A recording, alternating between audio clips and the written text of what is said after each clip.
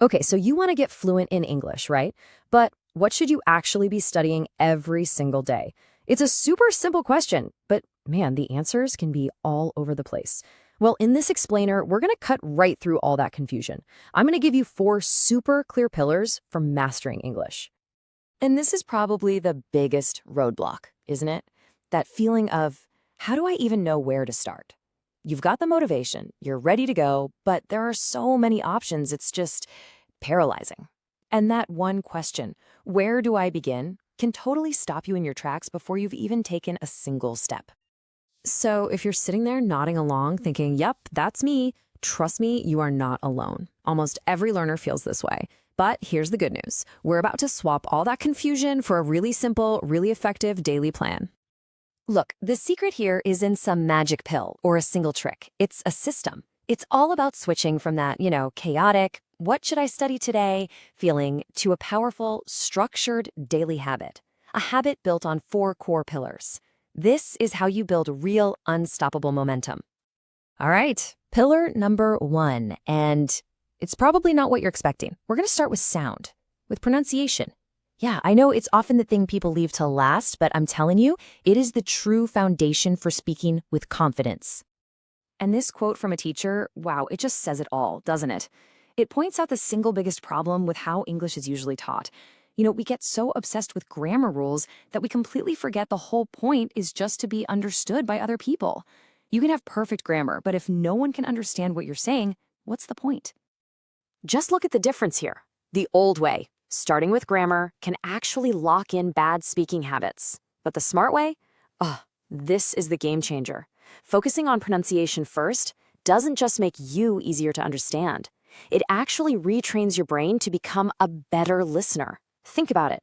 Once you know how to physically make a sound yourself, you'll spot it instantly when you hear someone else say it. Okay, so how do you actually master these sounds without just guessing? Well, you've got a secret weapon, and it's called the IPA, the International Phonetic Alphabet. Seriously, think of it like a cheat code for pronunciation. It gives you one unique symbol for every single sound in English. It's a precise map that shows you exactly how to say any word. And the key here is to keep it simple. Make it a daily thing. Don't try to swallow the whole dictionary at once. Just pick one new sound from the IPA chart each day. Then, your job is to listen for it in movies, in music, wherever. Get curious about how it sounds in a British accent versus an American one. It's that small, daily focus that builds an incredibly strong foundation. Okay, so you're building that solid foundation in sound. Now what? How do we build on top of it? Well, that brings us to pillar number 2, practice with purpose. This is all about making sure the time you spend learning actually works. So if you're really serious about making fast progress, here's the magic number. 1. Just 1. 1 focused lesson with a teacher every single day. The impact of that is something that a random lesson once a week just can't even come close to. I mean, the difference is just night and day. When you only have a lesson once a week, you spend the first half just trying to remember what you did last time, right? But daily practice, it keeps English right at the front of your mind. It creates this amazing snowball effect that just speeds up your learning like crazy. All right, let's talk about pillar number 3, grammar. But hold on, don't run away. We are not going to just open a textbook to page 1. Nope, we're going to create a personalized plan that goes after your specific weak spots. This is exactly where so many people get stuck. They just follow a textbook, chapter by chapter, wasting time on stuff they already know, while their real problem areas get ignored. Your journey with grammar is totally unique to you. The whole point is to stop walking someone else's path and start fixing these specific cracks in your foundation. And this simple 3-step plan is all about putting you in the driver's seat. Don't wait around for a teacher to tell you what's next. Go find some online tests for every level, A1, A2, B1, all of them. Find out exactly where your mistakes are. And then, you create your own custom study list to plug those holes. That becomes your perfect, personalized learning plan. And that brings us to our 4th and final pillar, the one that ties it all together, vocabulary.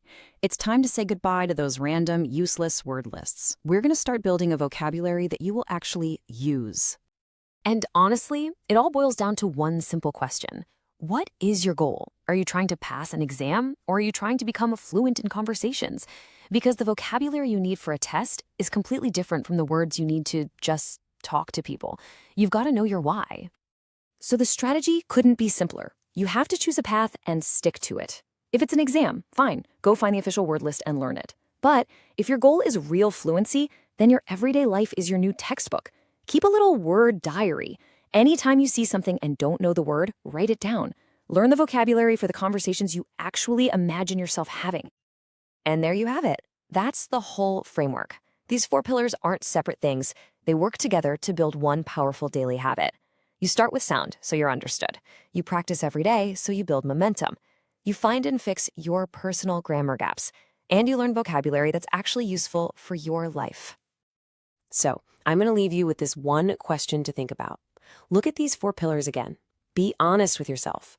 Which one is your weakest link right now? Because figuring that out, that's your very first step to turning all of this from just an idea into real, actual progress.